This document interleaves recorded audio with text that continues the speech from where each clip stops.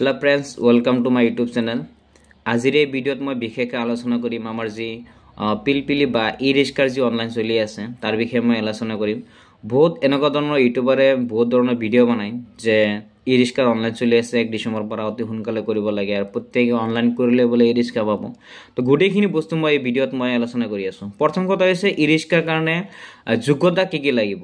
এবাৰ যি ই-ৰিক্সাৰ কাৰণে যি যোগ্যতা দিছে এইখিনি কোন প্ৰথমতে শুনিব লাগিব ভালকে বা বুজিব লাগিব। প্ৰথম কথা হৈছে আমাৰ মুছলিম সম্প্ৰদায়ৰ মানুহবিলাকে কিন্তু ই-ৰিক্সাৰ কাৰণে অনলাইন কৰিব নোৱাৰে। গতিকে প্ৰথম কথা হৈছে বহুত এনেকুৱা ধৰণৰ দোকানী বা ইউটিউবাৰ আছে ইহঁতে কি কৰে বস্তুখিনি ভালকে আতি কৰি ভালকে গম নাপায় এনেই মানুহৰ মাজত এটা হুলস্থুল লগাই দিয়ে। গতিকে মই টোটেলি প্ৰুফ সহকাৰে দেখাম যে আমাৰ কি জাতিয়ে অনলাইন কৰিব পাৰিব কি জাতিয়ে অনলাইন কৰিব নোৱাৰে তাৰ কাৰণে যোগ্যতা কি লাগিব গোটেইখিনি মোৰ এই ভিডিঅ'ত দেখাই দিয়া হ'ব। আৰু এনেকুৱা ধৰণৰ ইউটিউবাৰ বহুত আছে যে মূল কথাখিনি নকয় এনেই কিবা এটা ইস্যু হোৱাৰ লগে লগে এইখিনি বহলকৈ কিবা কিবি কৈ ভিডিঅ' বনাই ভিউজৰ কাৰণে বনাই থাকে। গতিকে সেইবিলাক নহয়, মূল যিখিনি কথা যিখিনি মেইন কথা এইখিনি মই মোৰ চেনেলত জাষ্ট আলোচনা কৰোঁ। গতিকে মোৰ চেনেলটো যদি আপোনালোকে ভাল লাগিছে ফ'ল' কৰি ৰাখিব বা ছাবস্ক্ৰাইব কৰি ৰাখিব। নেক্সট টাইমত আপোনালোকে এনেকুৱা ধৰণৰ আপডেট খবৰবিলাক পাই থাকিব। আৰু এই ই-ৰিক্সাৰ কাৰণে কি যোগ্যতা লাগিব কোনে অনলাইন কৰিব পাৰিব গোটেইখিনি মই আপোনালোকক ডাইৰেক্ট প্ৰুফ সহকাৰে মই ডাইৰেক্ট ৱেবছাইটত দেখাই আছোঁ। প্ৰথমৰ পৰা শেষলৈকে ভিডিঅ'টো ভালকৈ চাব। হেল্ল' ফ্ৰেণ্ডছ, ইয়াতে চাব পাৰিছে আমাৰ যি ই-ৰিক্সাৰ যি যোজনা অসমৰ যি অনলাইন প্ৰক্ৰিয়া ডিচেম্বৰ 1 তাৰিখৰ পৰা চলি আছে ইয়াৰে টোটেল বস্তুটো মই দেখাই আছোঁ যে চাব পাৰিছে ডিচেম্বৰ 1 তাৰিখৰ পৰা অনলাইন আৰম্ভ হৈছে আৰু ডিচেম্বৰ 31 তাৰিখলৈকে অনলাইন চলিব।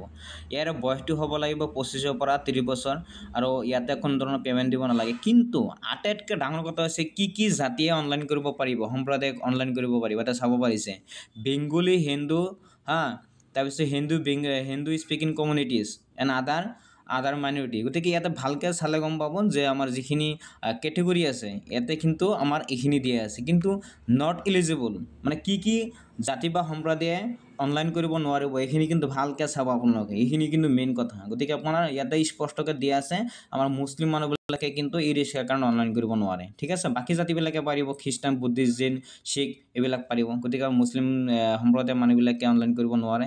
ইয়াতে ডকুমেণ্ট কি লাগিব এইখিনি মানে মই টোটেলি দেখাই আছোঁ যে আপোনালোকে ইয়াতে চাব পাৰি যে ইয়াতো ডাইৰেক্টলি দেখাই আছে যে যদি মাইনৰিটি এলেকাত যদি ST এইবিলাক মানে মুছলিম এইবিলাক হয় তে সিহঁতে এপ্লাই কৰিব নোৱাৰে। আৰু কি জাতিয়ে কৰিব পাৰিব ইয়াতে ধুনীয়াকৈ দিয়া আছে কিন্তু। ঠিক আছে, তো চাব পাৰিছে।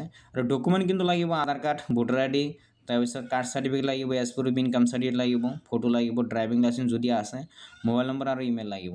আৰু ইয়াতে আপোনালোকে ডাইৰেক্টলি মই দেখাই আছোঁ যে আমাৰ এইটো মই যিখিনি অফিচিয়েল ৱেবছাইট এইখিনিত দেখাইছোঁ তাৰ লগতে অনলাইন প্ৰক্ৰিয়াৰ অনলাইন কৰাৰ সময়ত কি অপশ্যন আহে তাৰ ভিতৰত আমাৰ মুছলিম মানুহবিলাকে কৰিব পাৰিব নে নাই।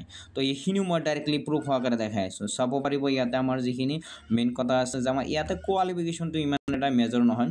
তো মেইন আমাৰ মেজৰ হৈছে কি জাতি অনলাইন কৰিব পাৰিব। ইয়াতে ডাইৰেক্ট চাওক হিন্দুজিয়াম আছে।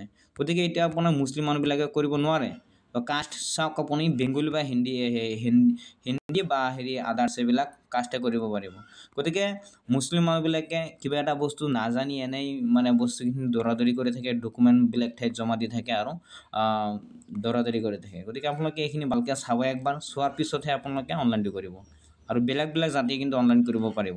ঠিক আছে, তো যদি মোৰ ভিডিঅ'টো ভাল লাগিছে মোৰ চেনেলটো ছাবস্ক্ৰাইব কৰি ৰাখক। এনেকুৱা ধৰণৰ নেক্সট ভিডিঅ' আপোনালোকৰ আগত মই সদায় আনি থাকিম। ধন্যবাদ।